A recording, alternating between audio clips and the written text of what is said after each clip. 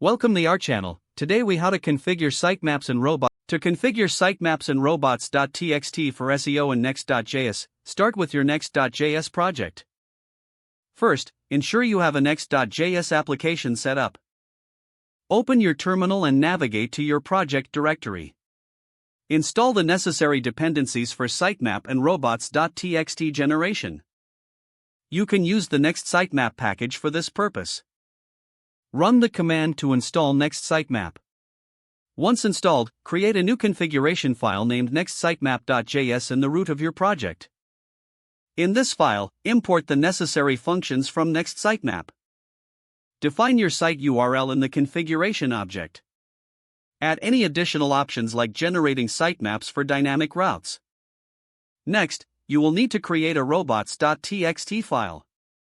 In the same directory, create a new file named robots.txt. Specify the user agent and disallowed paths based on your SEO strategy. After setting up both files, make sure to configure your Next.js app to recognize them. In your next.config.js file, import the Next sitemap package. Add a function to export the sitemap configuration. Ensure you handle the generation of both sitemaps and the robots.txt file. Now, run your Next.js application in development mode to verify the sitemap and robots.txt are accessible. Check the /sitemap.xml route to see if the sitemap is correctly generated. Also, navigate to /robots.txt to confirm the file is serving your intended directives. Test your setup using online SEO tools to ensure compliance and proper indexing for search engines. Once everything is confirmed to be working properly, deploy your Next.js application. Keep your sitemaps updated automatically by setting a schedule for updates or triggering them during builds.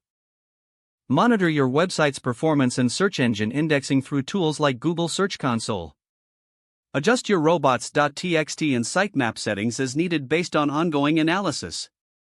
If the page does not load, refresh the browser or try again in a private or incognito window.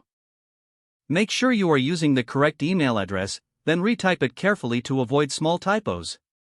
If your password is not accepted, use the reset option and create a new strong password you can remember. Don't forget to like this video and subscribe to our channel for more step-by-step tech guides.